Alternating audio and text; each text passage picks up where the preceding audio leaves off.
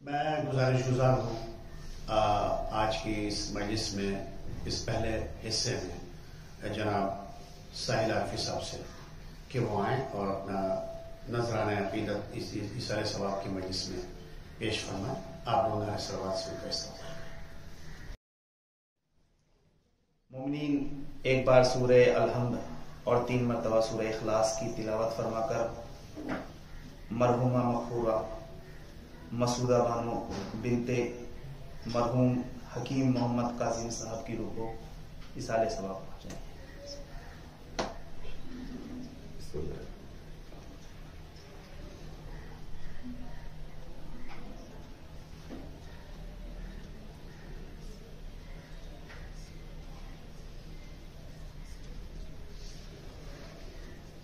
مشکلوں میں دل اپنے جب نڈھال ہوتے ہیں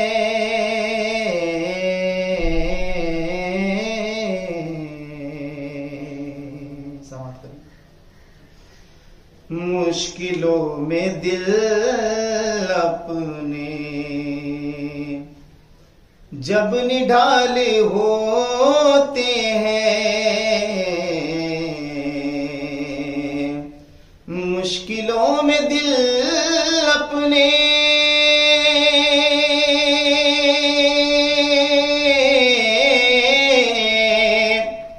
جب نڈھال ہوتے ہیں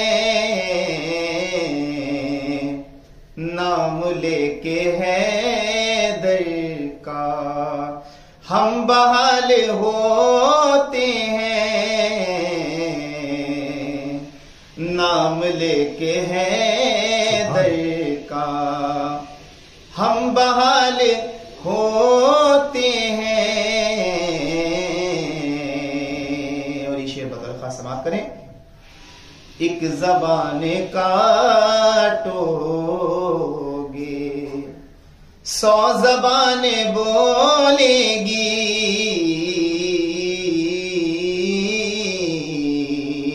ایک زبان کاٹو گے 100 زبانیں بولے گی ایک زبان کاٹو گے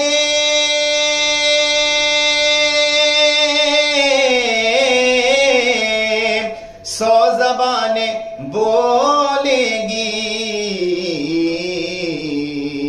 تذکرے میں حیدر کے یہ کمال ہوتے ہیں. اور یہ آخری شعر استعمال کریں. ہم تو ہیں علی والے ہم کبھی نہیں مرتے ہم تو ہیں علی والے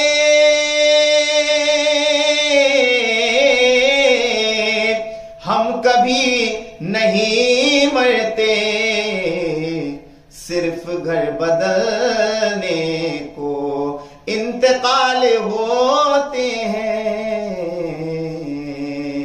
مشکلوں میں دل اپنے.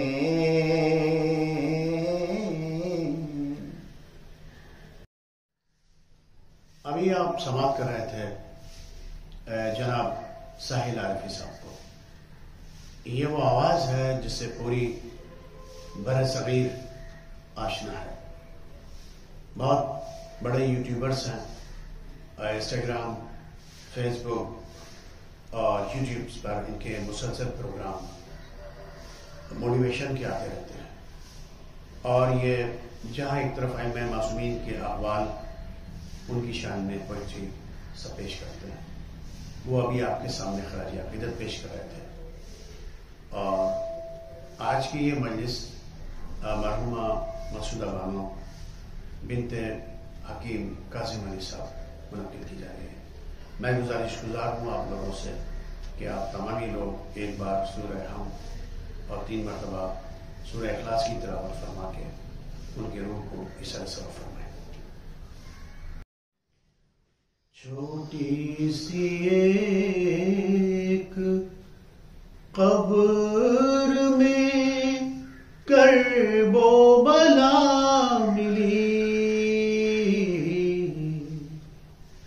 چھوٹی سی ایک قبر میں کرب و بلا ملی، میرے بدن کی خاک کو خاک شفا ملی، میرے بدن کی خاک کو خاک شفا ملی، وہ جس جگہ پہ سانس بھی لینا محال تھا، غازی تیرے علم کی وہاں بھی ہوا ملی،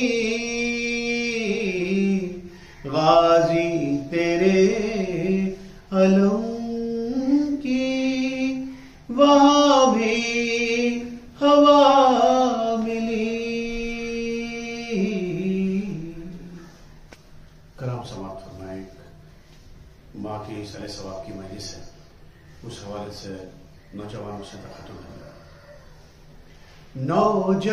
نوجوانوں یہ فیصلہ کیجئے، نوجوانوں یہ فیصلہ کیجئے، وقت مت رائے گا کیا کیجئے، اور سیرت مصطفیٰ کے سائے میں، سیرت مصطفیٰ کے سائے میں، بے وفاؤں سے بھی وفا کیجئے، بے وفاؤں سے بھی وفا کیجئے، اور وہ جنہوں نے تمہیں جوان کیا، وہ جنہوں نے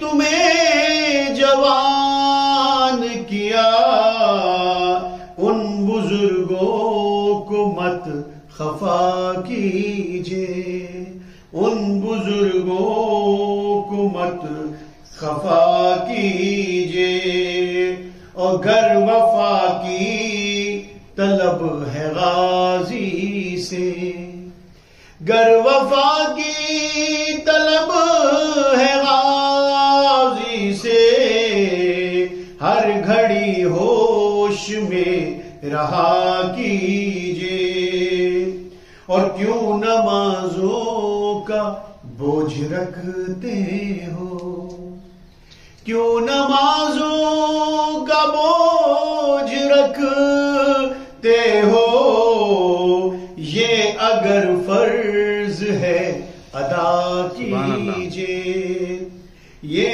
اگر فرض ہے ادا کیجئے، اور ہر شب قدر سے بڑی ہے یہ شب، ہر شب قدر سے بڑی ہے یہ شب، اپنی قسمت کا فیصلہ کیجئے، اپنی قسمت کا فیصلہ کیجئے، سر بھی کٹ جائے اور خبر ہی نہ ہو، سر بھی کٹ جائے اور خبر ہی نہ ہو، سجدہ شکر یوں ادا کیجئے، سجدہ شکر یوں ادا کیجئے، اور لاکھ دشمن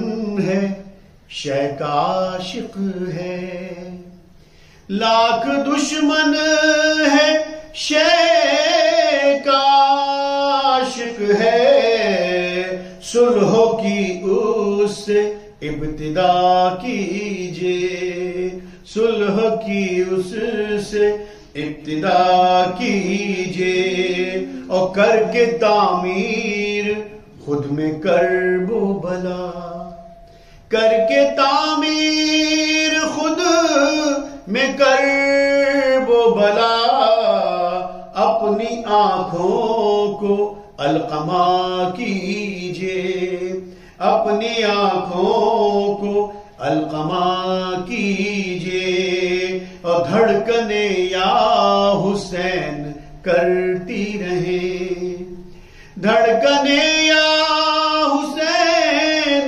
کرتی رہیں، اس طرح دل کو تعزیہ کیجئے، اس طرح دل کو تعزیہ کیجئے، اور بولا رضوان قبر میں آ کر، بولا رضوان قبر میں آ کر، خلد میں آئیے مزہ کیجئے، خلد میں آئیے مزہ کیجئے، حق پہ جینے کے ساتھ ساتھ حلیم، حق پہ جینے کے ساتھ ساتھ حلیم، حق پہ مرنے کا حوصلہ کیجئے،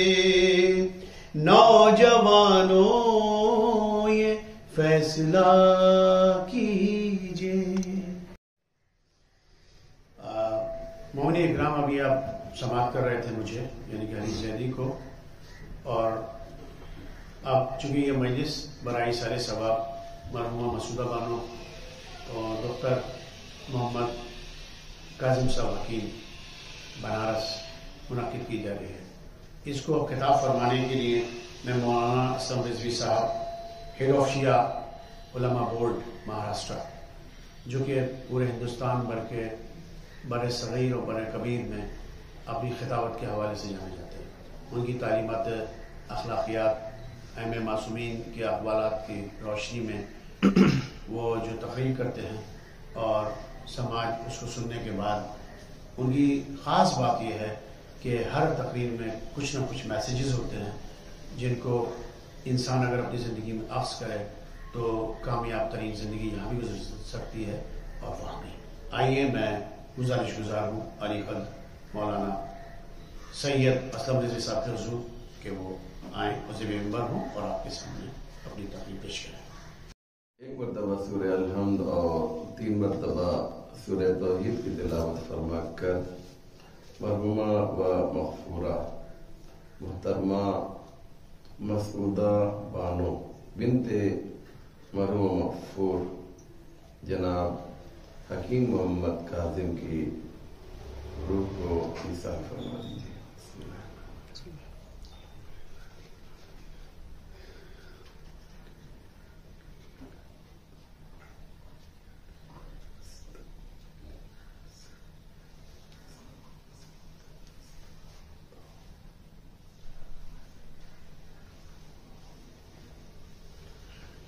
لا حول ولا قوة إلا بالله العلي العظيم حسبنا الله ونعم الوكيل نعم المولى ونعم النصير أعوذ بالله من الشيطان اللعين الرجيم بسم الله الرحمن الرحيم الحمد لله رب العالمين والصلاة والسلام والتحية والإكرام على سيد الأنبياء والمرسلين شفيع المذنبين مولانا أبي القاسم محمد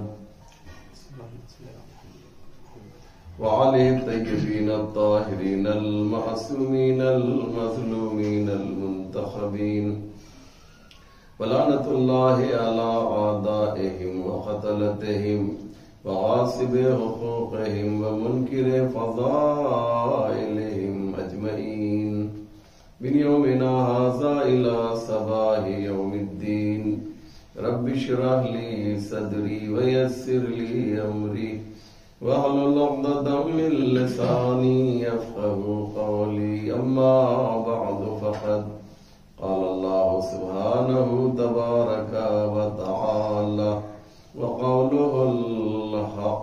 بسم الله الرحمن الرحيم. وقضى ربك ألا تعبدوا إلا إياه وبالوالدين إحسانا إما يبلغن عندك الكبر أحدهما أو كلاهما فلا تقل لهما أف وقل لهما قولا كريما. اللهم صل على محمد وعلى محمد. مومنین کرام، ابھی آپ نے برادر گرامی عالی جناب حلیم زیدی صاحب کے ذریعے انہی کے اشعار سماعت فرمائے. بارگاہ عصمت و طہارت میں بہت ہی معیاری گفتگو آپ نے فرمائی، بہترین خراج عقیدت پیش کیا. اسی طرح سے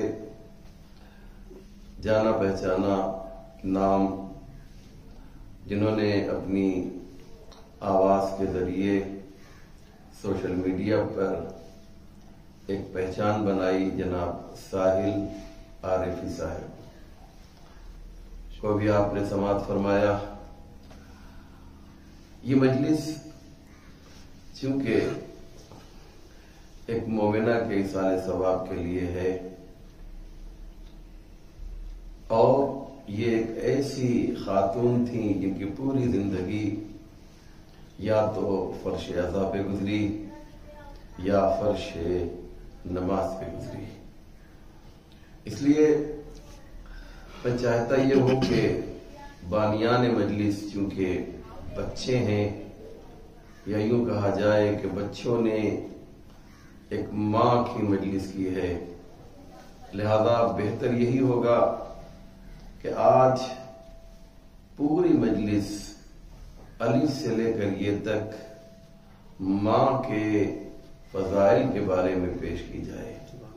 آج کی مجلس کا عنوان، آج کی مجلس کا ٹاپک ماں قرآن و حدیث و روایات کی روشنی میں ہے. اس لیے سورہ بنی اسرائیل کی بہت ہی مشہور آیت جسے آپ حضرات برابر سنتے رہتے ہیں، میں نے بھی کوشش کی ہے کہ آج اسی آیت کے ذیل میں اپنے ناقص، کمزور اور ٹوٹے پھوٹے عرائض پیش کروں. ارشاد باری تعالیٰ ہو رہا ہے وَقَضَىٰ رَبُّكَ أَلَّا تَعْبُدُوا إِلَّا إِيَّاهُ. یہ ایک ایسا عربی لہجہ ہے، علم معانی و بلاغت میں اس طرح کے لہجے کو بہت زیادہ امپورٹنس اور اہمیت دی گئی ہے. ارشاد ہو رہا ہے، سنیں اور سر دھنیں کہ کیا خوبصورت لہجہ ہے، کیا خوبصورت انداز ہے جو قرآن استعمال کر رہا ہے. اس انداز کو وَقَضَىٰ رَبُّكَ، قضا یعنی فیصلہ، اسی سے قاضی نکلا ہے. قاضی یعنی جو فیصلہ کرنے والا ہے. قضا ربک، تمہارے رب نے یہ فیصلہ سنا دیا ہے. یعنی آج پروردگار تمہارے سامنے رب تو ہے ہی، خدا تو ہے ہی، لیکن آج ایک قاضی کی حیثیت سے تمہارے سامنے آ رہا ہے. وَقَضَىٰ رَبُّكَ أَلَّا تَعْبُدُوا إِلَّا إِيَّاهُ. آج خدا جج ہے اور تم سے ایک بات کر رہا ہے، ایک فیصلہ سنا رہا ہے کہ اس کا فیصلہ یہ ہے کہ اللہ تعبدوا الا اياه، کہ ورشپ اور عبادت صرف اور صرف اللہ کی کرو. ایک کو معبود مانو، انیک کو معبود نہ مانو. ایک خدا کے سامنے سر نیاز خم کرو، بہت سے خداؤں کو ریجیکٹ کرو. ایک کو مانو گے تو تمہیں اللہ جو ہے وہ عطا کرے گا جو دوسرے رکھتے بھی نہیں ہیں جنہیں تم خدا مانتے ہو. آیت اللہ قراتی نے کیا خوبصورت بات کہی کہ اس کو کیوں مانتے ہو جسے تم نے اپنے ہاتھوں سے بنایا ہے، اسے کیوں نہیں مانتے جس نے تمہیں اپنے ہاتھوں سے بنایا ہے۔ یہ بہت ہی خوبصورت انداز ہے۔ اللہ نے کہا خلقت بیدی، میں نے اپنے ہاتھوں سے بنایا ہے، تمہیں انسان بنایا، تمہیں اشرف مخلوقات بنایا۔ یعنی کیا مقصد؟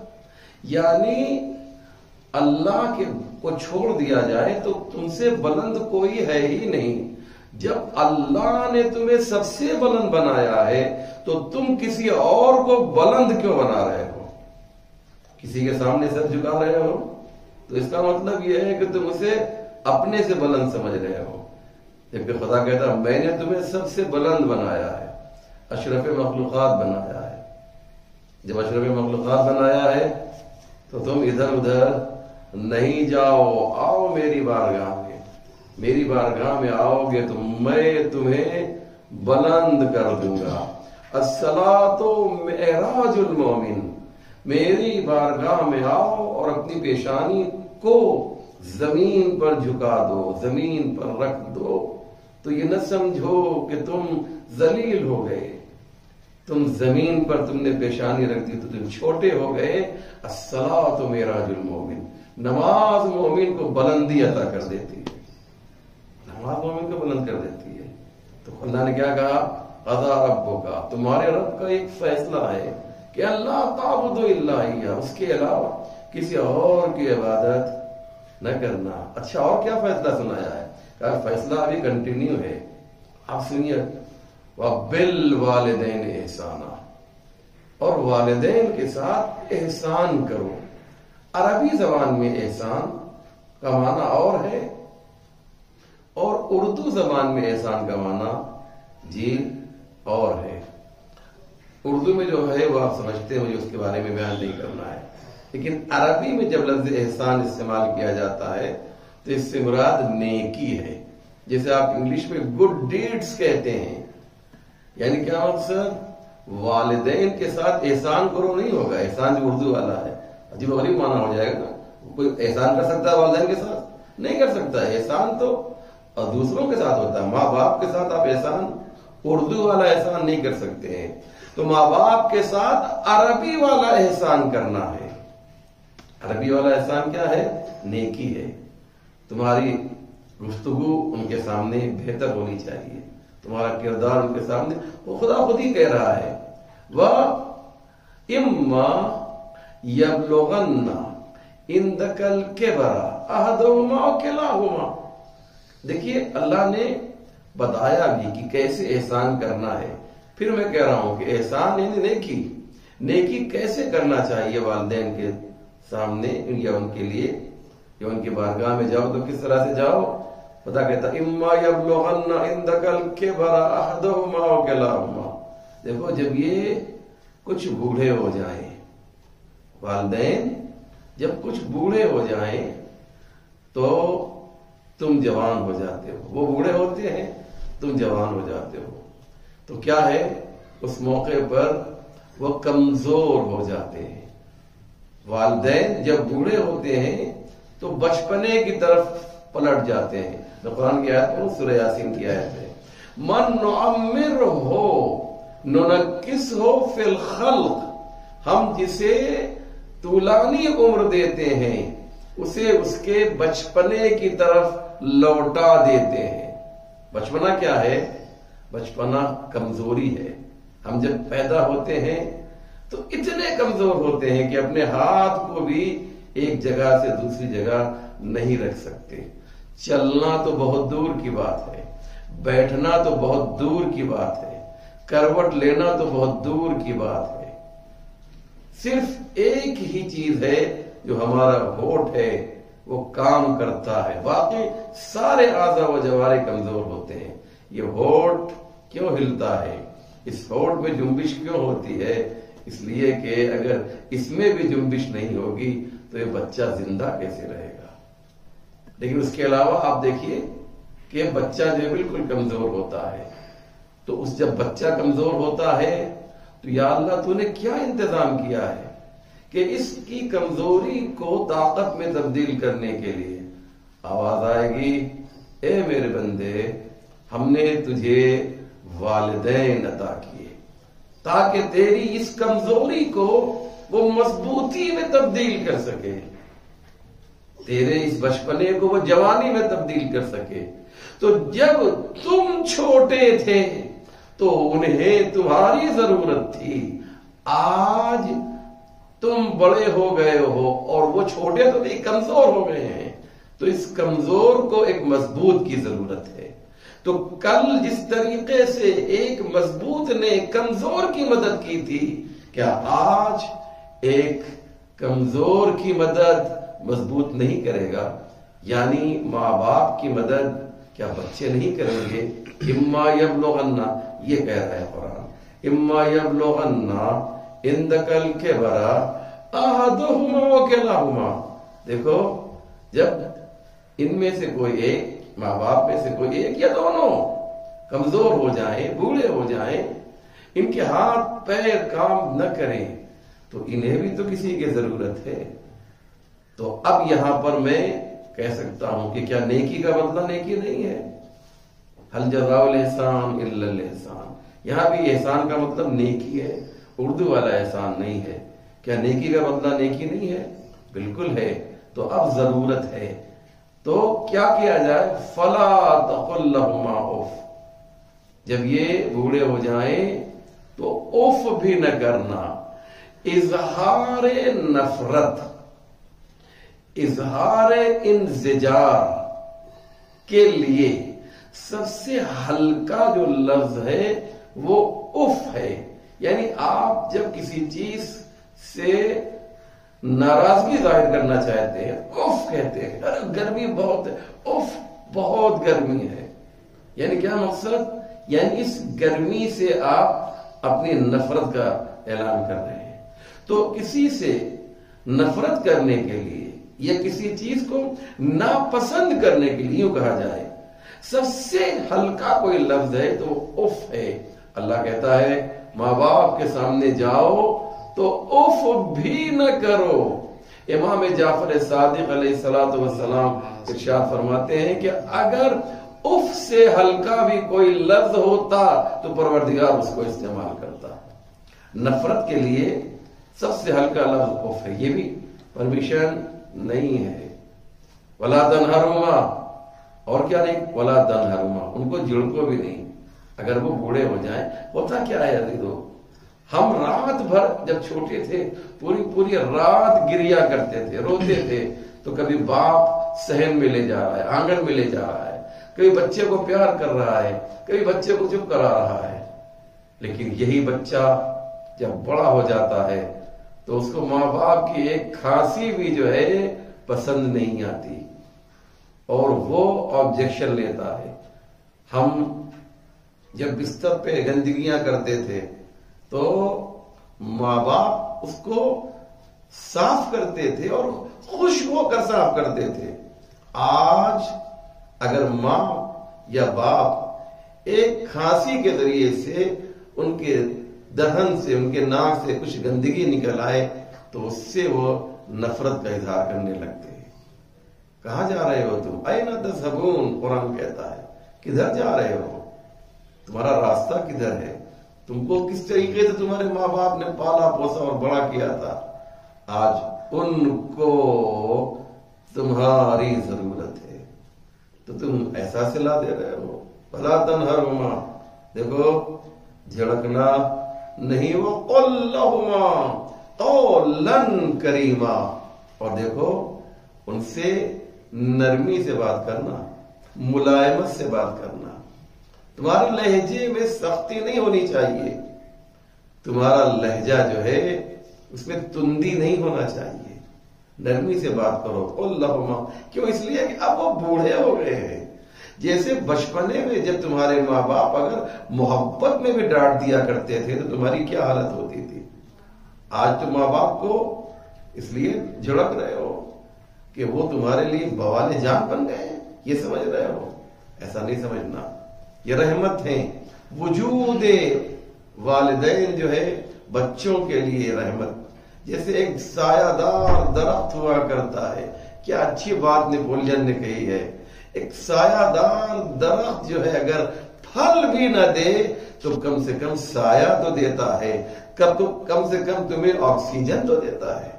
ماں باپ بھی تمہارے وجود کے لیے ایک آکسیجن کا کام کرتے ہیں. یہ ایک سایہ ہے. یہ پھل بھی نہ دے درخت تو سایہ دیتا ہے. اب ماں باپ تمہیں کچھ نہیں دے سکتے، اب تو ریٹائر ہو گئے ہیں، گھر بیٹھ گئے ہیں. تم جی ایم بن گئے، تم مینیجر بن گئے، تم ڈاکٹر بن گئے. اب جو ہے ماں باپ کچھ نہیں دے رہے ہیں تم کو، لیکن وجود ان کا جو ہے یہ خود جو ہے ایک بہت بڑا سرمایہ ہے، بہت بڑا کیپٹل ہے. اسے خیال کرنا ہوگا. وَقُلْ لَهُمَا قَوْلًا كَرِيمًا. اور دیکھو ان سے نرمی سے بات کرنا. اور کیا کرنا ہے؟ اب یہ دوسری آیت ہے، اسی کے بعد والی آیت. وَاخْفِضْ لَهُمَا جَنَاحَ الذُّلِّ مِنَ الرَّحْمَةِ. اور دیکھو جب ان کی بارگاہ میں جانا نا تو کیا کرنا؟ وَاخْفِضْ لَهُمَا جَنَاحَ الذُّلِّ مِنَ الرَّحْمَةِ. یہ جو ہے جناح کہتے ہیں، یہ دونوں شانے کو جناح کہتے ہیں. اسی سے نکلا ہے ذل جناح. توجہ کیجیے، سمجھے؟ ذو یعنی والا، ذو علم علم والا، ذو مال مال والا، ذل جناح جناح والا جو ہے. میں ذل جناح پہ کبھی انشاءاللہ بحث کو چھیڑوں گا تو کافی لمبی بحث ہو جائے گی. انشاءاللہ کبھی کسی اور موقع پہ بتاؤں گا کہ یہ ذل جناح کیا چیز ہے، کیوں اس کو ذل جناح کہتے ہیں. وقت میرے پاس نہیں ہے اس لیے میں کہہ رہا ہوں. تو ذو یعنی والا، جناح. وَاخْفِضْ لَهُمَا جَنَاحَ الذُّلِّ مِنَ الرَّحْمَةِ. دیکھو جب تم جاؤ نا تو تمہارے یہ دونوں دوش کندھے جو ہیں وہ جھکے ہوئے ہونا چاہیے. کیا مقصد؟ پیسہ ہو گیا ہے، ڈاکٹر بن گئے ہو، فیکٹری کے مالک بن گئے ہو، تمہیں چند لوگ سلام کر رہے ہیں تو اب جو ہے ماں باپ کے سامنے بھی سینہ تان کے آ رہے ہو، اب بھی اکڑے ہوئے ہو. شرم نہیں آتی تم کو کہ تم کو اللہ نے نواز کیا دیا ہے کہ تم ماں باپ کے سامنے سینہ تان کے آ رہے ہو؟ نہیں، سینہ تان کے نہیں آنا ہے، شانوں کو جھکا کے آنا ہے. اللہ اکبر. والدین کے سامنے آؤ تو تمہارے شانے جھکے ہوئے ہونے چاہیے. کیوں؟ شانہ جھکا ہوا ہونا یعنی تواضع کے ساتھ آؤ، انکساری کے ساتھ آؤ. اللہ جو ہے نہیں چاہتا کہ ماں باپ کے سامنے کوئی بچہ جو ہے کتنا بھی بڑا ہو جائے اکڑ گیا ہے. نہیں، جھکنا ہی پڑے گا. کتنا جھکے، کتنا جھکے، شانوں کو جھکا دے. اور ایک جگہ پہ اور کئی جگہوں پہ حدیث میں بھی آیا ہے کہ ماں، خاص طور سے ماں اور باپ دونوں کے لیے آیا ہے کہ رب، ماں کو اور باپ کو رب کہا گیا ہے. تو دو رب ہوئے نا. الحمدللہ رب العالمین، ساری تعریف اللہ کے لیے ہے جو عالمین کا رب ہے. تو رب کون ہے؟ خدا ہے. اور ماں باپ بھی رب ہیں. تو دونوں میں فرق کیا ہوا؟ تو یہاں پر علماء اخلاق نے بتایا کہ دونوں رب ہیں. رب یعنی پالنے والا. تو ماں باپ نے بھی پالا ہے اور خدا نے بھی پالا ہے. لیکن فرق یہ ہے کہ جو خدا ہے وہ رب حقیقی ہے اور جو ماں باپ ہیں وہ رب مجازی ہیں. اب دیکھیے کتنی اچھی تقسیم ہو گئی. اللہ نے کہا کہ جب ماں باپ کے سامنے آؤ تو چونکہ وہ رب مجازی ہیں اس لیے تمہارے شانے جھکے ہوئے ہونے چاہیے. اور جب اللہ کی بارگاہ میں آؤ تو سر کو جھکا کے آؤ. اللہ اکبر. سر کو جھکا کے آؤ. ماں باپ کے سامنے آؤ، اللہ کے سامنے آؤ. تو کہنے کا مقصد یہ عزیزو کہ یہ ایک بہت ہی امپورٹنٹ اہم مسئلہ ہے. اور ماں اور باپ کے اندر خصوصاً ماں کو جو اہمیت ملی وہ باپ سے زیادہ ہے. الجنت تحت اقدام الامہات. جنت ماں کے پیر کے نیچے ہے، باپ کے پیر کے نیچے نہیں ہے. کیوں؟ وجہ کیا ہے؟ وجہ یہ ہے کہ جو کیریکٹر، جو کردار ماں کا ہوتا ہے بچے کی تربیت میں، وہ باپ کا نہیں ہوتا۔ سب سے پہلے جس چہرے کو بچہ دیکھتا ہے وہ ماں کا چہرہ ہوتا ہے، باپ کا نہیں ہوتا۔ سب سے زیادہ جس آغوش میں بچہ رہتا ہے وہ باپ کی آغوش نہیں ہے، وہ ماں کی آغوش ہے۔ اس لیے ماں کے پیروں کے نیچے جنت ہے نا۔ باپ کیوں؟ اس لیے کہ جس کے رتبے ہیں سوا، اس کو سوا مشکل ہے۔ یعنی کیا مقصد؟ جس کی شخصیت، جس کی پرسنالٹی اور جس کی عزت اہمیت زیادہ ہے، اس کی ذمہ داری بھی زیادہ ہے۔ جس کی پوسٹ بڑی ہوتی ہے اس کی ذمہ داری بھی زیادہ ہوتی ہے۔ ایک عام آدمی ہے، کارپوریٹر ہے مثال کے طور پر، اس کی ذمہ داری کم ہے، لیکن اگر بھائی ایم ایل اے بن جائے تو اس کی ذمہ داری اور بڑھ جاتی ہے، ایم پی بن جائے تو اس کی ذمہ داری اور بن جاتی ہے، منسٹر بن جائے تو اس کی ذمہ داری اور بڑھ جاتی ہے، پرائم منسٹر بن جائے تو اس کی ذمہ داری۔ کہنے کا مقصد یہ جیسے جیسے پوسٹ بڑھتی جاتی ہے ذمہ داری کا جو ہے وہ بوجھ اس پر زیادہ ہو جاتا ہے، اس کے سر کے اوپر۔ ماں باپ میں ماں کی ذمہ داری زیادہ ہے۔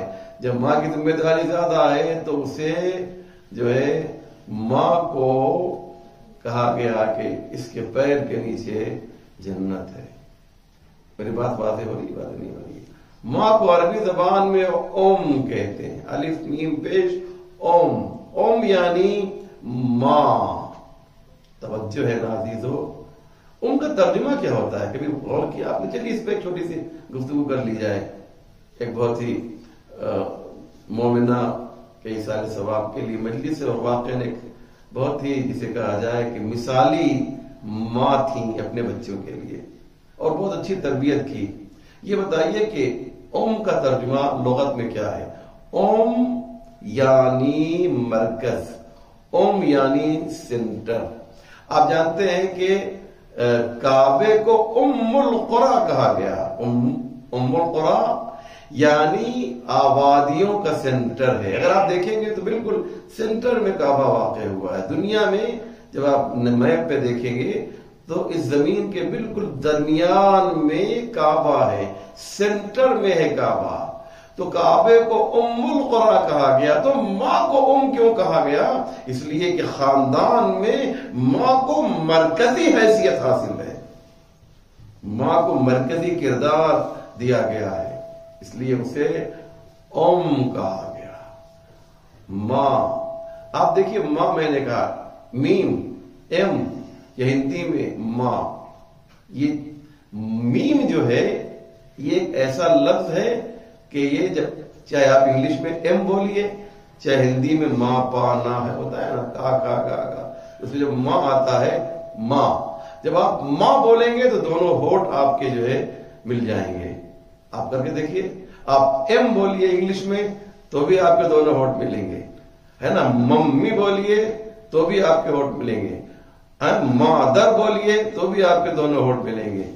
اور یہ ہونٹ محبت کی علامت ہے۔ ہم نے اسے گندا کر دیا ہے اس علامت کو، لیکن یہ محبت کی علامت ہے۔ کیوں ایسا ہے؟ ہر جگہ ایم کیوں آتا ہے؟ یہاں تک کہ عربی زبان میں بھی جب آپ ام بولتے ہیں تو وہاں پہ آخر میں میم آتا ہے نا، یا موم بولتے ہیں مثال کے طور پہ۔ یہ سب کیا ہے؟ یہ ہر جگہ ماں کے ساتھ میم کیوں جڑا ہوا ہے، ایم کیوں جڑا ہوا ہے؟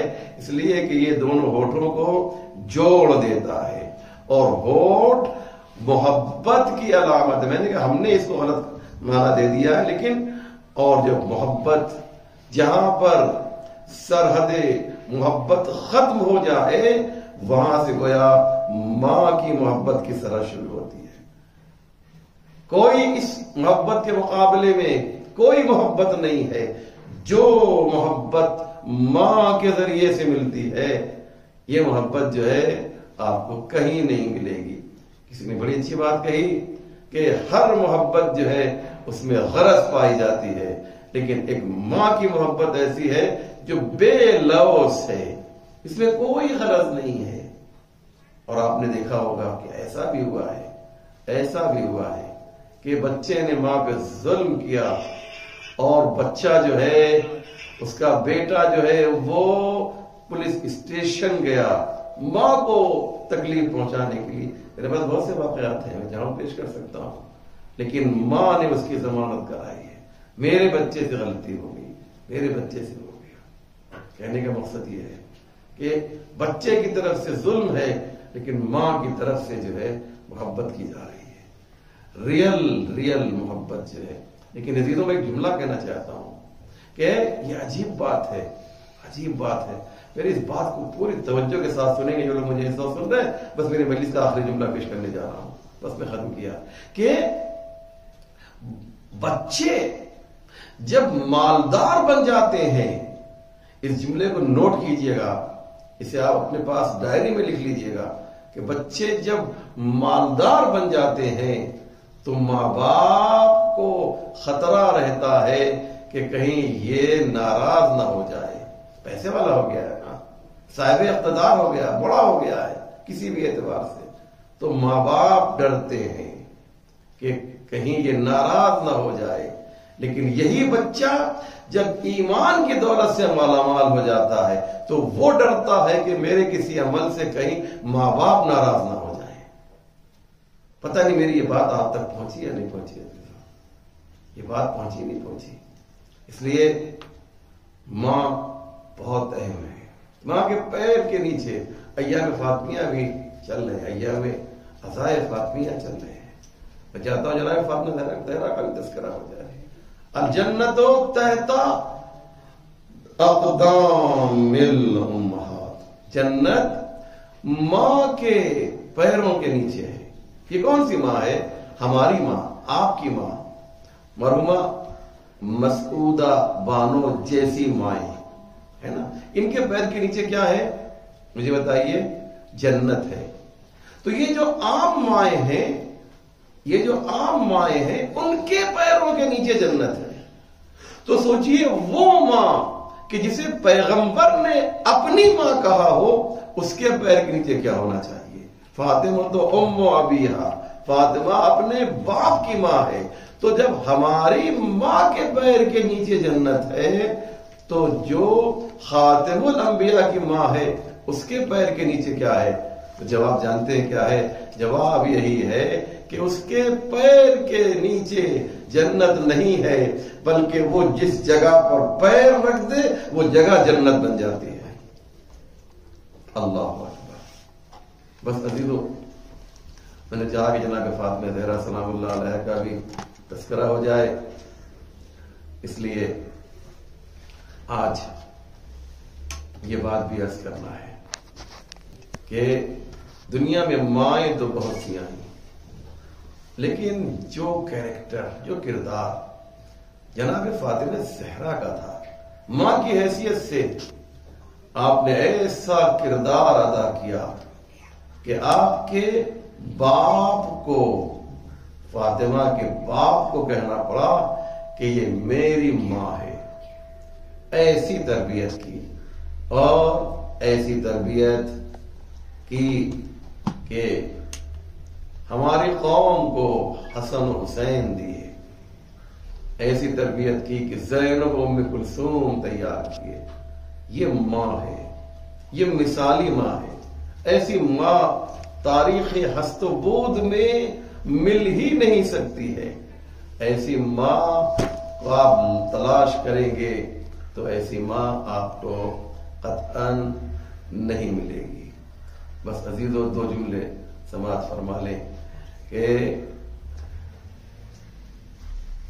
فاطمہ زہرا نے اپنے بچوں کی تربیت کس طریقے سے کی ہے کہ جب وصیت کی ہے تو وصیت میں بھی حالانکہ جانتے تھے کہ علی کوئی کمی نہیں کریں گے, لیکن جب آپ ان کی وصیت کا مطالعہ کریں گے تو انہوں نے کہا, جناب فاطمہ نے کیا, آپ یا ابا الحسن میرے بچوں کا خیال رکھنا. اللہ اکبر, میرے بچوں کا خیال رکھنا. اور یہی ہوا عزیزوں. جس دن آپ دنیا سے جانے لگیں تو آج سارا کام خود کر رہی ہیں. آج کنیز کوئی کام نہیں کرے گی, آج زہرا گھر کی صفائی بھی کر رہی ہے, آج اپنے ہاتھوں سے کھانا بھی بنا رہی ہیں، اپنے ہاتھوں سے بچوں کے کپڑے بھی دھو رہی ہیں۔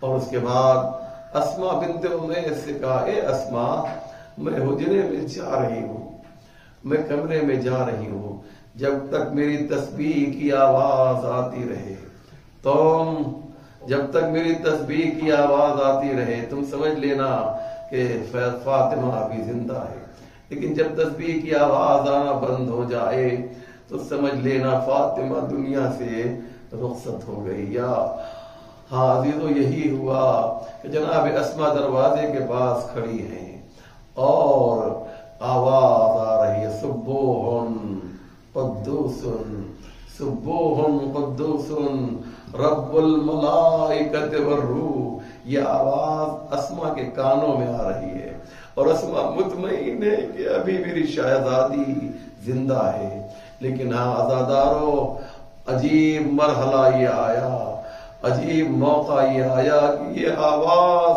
یہ خوشنما آواز جو ہے آنا بند ہو گئی۔ جناب اسما گھر میں آئی تو کیا دیکھا؟ شاعر نے بڑے خوبصورت انداز میں اس بات کو کہا، بہت ہی خوبصورت شعر ہے۔ شاعر نے بھی، آپ نے میری مجلس سے پہلے دو شاعروں کو، جناب حلیم زیدی صاحب کو، جناب ساحل عارفی صاحب کو سماعت فرمایا، شعر سنے، کیا خوبصورت شعر کہا کہ عجب کیا ہے کہ اسما نے بھی دروازے سے دیکھا ہو، عجب کیا ہے کہ اسما نے بھی دروازے سے دیکھا ہو، قضا تو آ گئی تسبیح پر ہے انگلیاں پھر بھی، قضا تو آ گئی تسبیح پر ہے انگلیاں پھر بھی۔ آزادار و جناب اسما بنت امیس گھر اندر داخل ہوئیں، کیا دیکھا؟ شہزادی اب اس دنیا میں نہیں ہے، صدیقہ طاہرہ اب اس دنیا میں نہیں ہے۔ ایک مرتبہ آواز دی، بچوں تمہاری ماں اس دنیا میں نہیں ہے۔ مولا کائنات کو خبر دی گئی، علی تشریف لائے، ایک جملہ کہا، اے فاطمہ پوری دنیا تو ہم سے جدا ہو چکی تھی، تم نے بھی ہمارا ساتھ چھوڑ دیا۔ جناب فاطمہ کی وصیت تھی، یا علی غسلنی کفنی دفنی لیلا، اے علی مجھے رات میں غسل دینا، مجھے رات میں کفن پہنانا اور مجھے رات میں لے جا کر دفن کر دینا۔ وصیت کے مطابق جو ہے علی نے غسل دینا شروع کیا۔